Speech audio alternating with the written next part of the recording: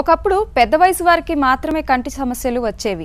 కళ్ళజోడు ధరించటం, ట్రీట్మెంట్ తీసుకోవటం వంటివి జరిగేవి. కానీ ఇప్పుడు అన్ని వయసుల వారికి కంటి సమస్యలు వచ్చేస్తున్నాయి.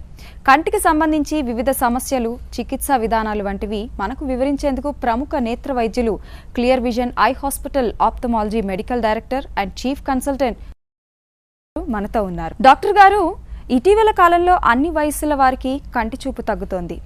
ఇది ఎందుకు జరుగుతుందంటారు? అవునండి, ఇప్పుడు మనం చూసేటట్టయితే అన్ని వయసు వాళ్ళకు కూడా, అన్ని రకాల వయసు వాళ్ళకు కూడా రకరకాల కంటి సమస్యలు చూస్తూ ఉన్నాము. మనము వెనకట విన్నప్పుడు కంటి సమస్యలు అంటే పెద్ద వయసు వాళ్ళకి లేదా ఓల్డ్ ఏజ్ వాళ్ళకి వీళ్ళకే వినేవాళ్ళము.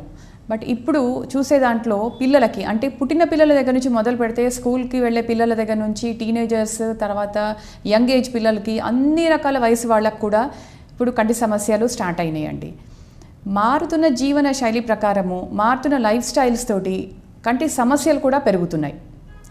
తర్వాత ఇప్పుడు ప్రస్తుతం ఉన్న అలవాట్ల వల్ల, అంటే cell phone, mobile, computers, video games, వీటికి అలవాటు అయిపోయినాక పిల్లలకి కంటి సమస్యలు పెరిగాయి, చాలా పెరిగాయి.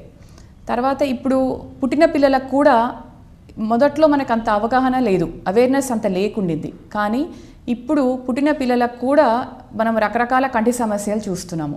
ఇలా అన్ని ఏజ్ గ్రూప్స్ వాళ్ళకి అన్ని రకాల సమస్యలు, ఐ ప్రాబ్లమ్స్ చూస్తున్నామండి. ఇది మెయిన్గా ఎందుకు అని అంటే వెనకట లేవు అని కాదు, వెనకట కూడా ఉన్నాయి. ఇప్పుడు ఏంటంటే పెరుగుతున్న అవేర్నెస్ వల్ల ఇవి మనం తొందరగా పట్టుకొని వాటికి ట్రీట్మెంట్ ఇచ్చే ప్రయత్నం చేస్తున్నాం. కాబట్టి కంటి చూపు తగ్గిపోవటంలో ఏమైనా రకాలు ఉంటాయా? అందరికీ ఒకే రకమైన సమస్య ఉంటుందా?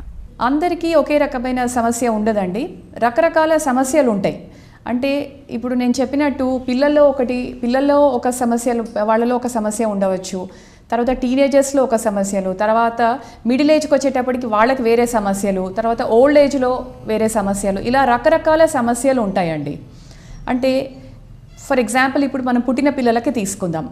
పుట్టిన పిల్లల్లో కూడా అంటే ఏదైతే మనం వెనకట శుక్లాలు అనే ఒక ఏజ్ వాళ్ళకి, పెద్ద ఏజ్ వాళ్ళకి వినేదో ఇప్పుడు పిల్లల్లో కూడా చూస్తున్నాం, పుట్టిన పిల్లల్లో కూడా చూస్తున్నాం.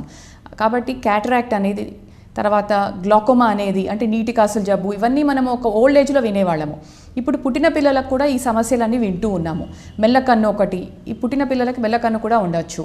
ఇలా మనము రకరకాలవి వింటూ ఉన్నాం, ఇప్పుడు ఎన్నో సమస్యలు చూస్తున్నాం కూడా. తర్వాత టీనేజ్కి వచ్చేటప్పటికి ఈ కంప్యూటర్స్, మొబైల్స్ ఇవి ఎక్కువ చేయటం వల్ల డ్రై ఐ అన్న ప్రాబ్లం ఎక్కువ అయిపోయింది.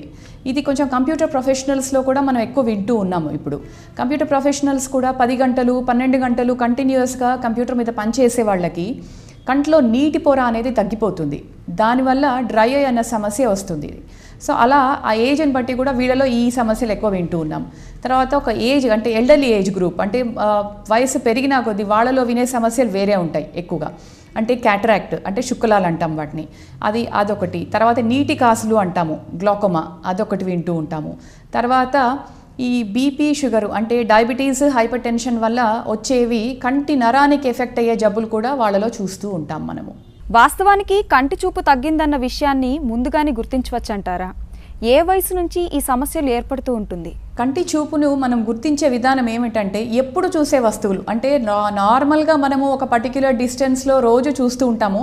స్లోగా అదే డిస్టెన్స్లో చూసే మనుషులు కానీ వస్తువులు కానీ మనకి కొంచెం మసగ్గా అవపట్టము, అంటే దూరంగా ఒక పర్టిక్యులర్ డిస్టెన్స్లో చూస్తూ ఉంటాం రోజు, అది స్లోగా కొంచెం తగ్గుతూ ఉంటుంది. అలాగే చదివేటప్పుడు, రాసేటప్పుడు కొంచెం మబ్బుగా అవ్వటము, మసగ్గా అవ్వటము, సెల్ ఫోన్ చూసినా దాంట్లో నెంబర్స్, డిజిట్స్ కొంచెం మసగ్గా అవ్వటము, వాచ్, ఇప్పుడు మనం చేతికున్న వాచ్ ఇవన్నిట్లో కూడా టైం సరిగ్గా అవ్వకపోవడము, ఇలా చూపు తగ్గడం వల్ల రకరకాల సమస్యలు వస్తుంటాయి. కొంతమందికి సడన్గా ఒకటే రోజులో కూడా చూపు తగ్గే అవకాశం ఉంటుంది. అలాంటివి ఎమర్జెన్సీ బేసిస్ మీద మనము వాటిని చూసి మనం ట్రీట్ చేయాలి. ఇలాంటి ఈ సమస్యలతోటి వచ్చినప్పుడు మనము మొదటగా ఏం చేస్తామంటే వాళ్ళకి క్వాంటిటీ ఆఫ్ విజన్ అంటే చూపు ఎంత ఉన్నది అన్నది పరీక్ష చేస్తాము, పిల్లల్లో కానీ పెద్దవాళ్ళలో కానీ. దానికి విజువల్ చార్ట్స్ ఉంటాయి, దాంట్లో మనం చదవాలి వాళ్ళు ఎన్ని లైన్స్ చదువుతున్నారు, ఎంత చదువుతున్నారు విజన్ అన్న దాన్ని బట్టి ఇంత విజన్ ఉంది. సో దాన్ని మనం ఏం చేస్తామంటే నెక్స్ట్ ఒక కంప్యూటర్ రీడింగ్ లాగా తీసుకుంటాము. ఆ కంప్యూటర్ రీడింగ్లో మనకి తెలుస్తుంది అనమాట వాళ్ళకి ఎటువంటి పవర్ ఉంది, ఎటువంటిది ఇప్పుడు కంటి చూపులో ఏం తేడా ఉన్నది అనేది కూడా మనం గమనించవచ్చు. అంటే మయోపియా అంటాము, హైపర్మెట్రోపియా అంటాము, అస్టిగ్మాటిజం అంటాము. అంటే దూరం చూపు తగ్గుతుందా, దగ్గర చూపు తగ్గుతుందా, ఎలా ఉన్నది అంటే ఇన్ బిట్వీన్ సిలిండ్రికల్ పవర్ ఉంటుందా, ఎలా ఉంటుంది అన్నది మనం దాన్ని బట్టి అద్దాలు అనేది తయారు చేసి వాళ్ళకి ఇస్తామన్నమాట.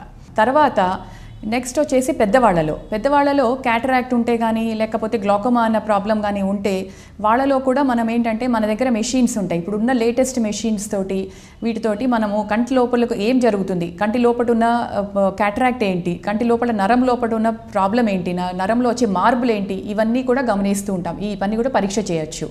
ఈ పరీక్షలు చేశాక స్కాన్లు ఉంటాయి, రకరకాల స్కాన్లు తీసుకుంటాము.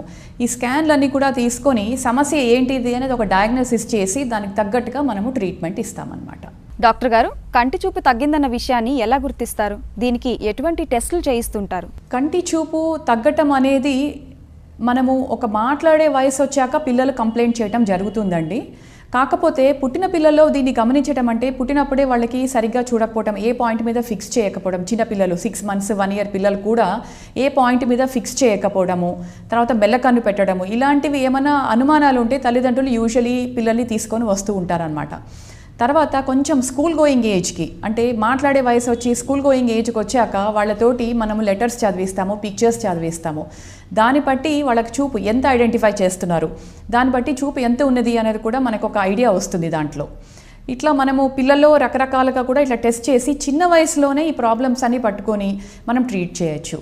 ఎంత చిన్న వయసులో అయితే మనం ఈ ప్రాబ్లమ్స్ని మనము పట్టుకొని మనము వీటికి ట్రీట్మెంట్ ఇవ్వగలుగుతామో అంత రేపు వాళ్ళకి చూపు కూడా అంత బాగుంటుంది. అంటే ఒక ఏజ్ తర్వాత 8 years 9 years తర్వాత మనము ఆ తర్వాత పట్టుకుని చూపుకు దానికి ట్రీట్మెంట్ ఇచ్చిన దానికంటే ఈ వయసు లోపటే అంటే ఈ పుట్టినప్పటి నుంచి 8 years లోపటే సమస్యలను కనుక ఐడెంటిఫై చేసి మనము వాటికి ట్రీట్మెంట్ ఇవ్వగలిగితే డెఫినెట్గా వాటికి అవుట్కమ్ బెటర్గా ఉంటుంది.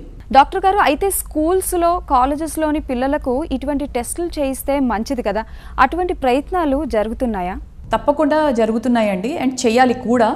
ఎందుకు అంటే ఇప్పుడు ఈ అవేర్నెస్ అనేది అందరికీ స్ప్రెడ్ చేయాలి. మనము ఈ అవేర్నెస్ అవగాహన అనేది అందరికీ ఉండాలి. కంటి చూపు సమస్యలకి స్కూల్స్లో కానీ కాలేజెస్లో కానీ ఇప్పుడు మా తరఫు నుంచి చూడండి రకరకాల ఐ క్యాంప్స్ ఉచితవి క్యాంప్స్ కండక్ట్ చేస్తూ ఉంటాం మేము. అంటే ప్రభుత్వ స్కూల్స్లో కానీ గవర్నమెంట్ స్కూల్స్లో వీటిలో పోయి మనం ఫ్రీ ఐ క్యాంప్స్ చేసి వాళ్ళలో క్లాసెస్ మనకి అవేర్నెస్ అనేది మనం క్రియేట్ చేయాలి. కాలేజీలో కూడా ఇదే విధంగా మనము రకరకాలుగా క్యాంప్స్ కండక్ట్ చేసి వాళ్ళ లోపల వాళ్ళకి అవేర్నెస్ క్రియేట్ చేస్తూ ఉంటాము. ఇప్పటికీ చాలా స్కూల్స్లో ఈ క్యాంప్స్ ఇలాంటివి చేశామండి. స్కూల్స్ అనే కాకుండా కొంచెం స్లమ్ ఏరియాస్ అలాంటి వాటిలో కూడా మనం క్యాంప్స్ కండక్ట్ చేసి డెఫినెట్గా వాళ్ళలో అవేర్నెస్ క్రియేట్ చేస్తే వాళ్ళు కూడా ఈ ప్రాబ్లమ్స్ తోటి ముందుకు వస్తారు. వాళ్ళ సమస్యలకు కూడా ట్రీట్మెంట్ అనేది మనం తొందరగా చిన్న ఏజ్లోనే ఇవ్వచ్చు మనము.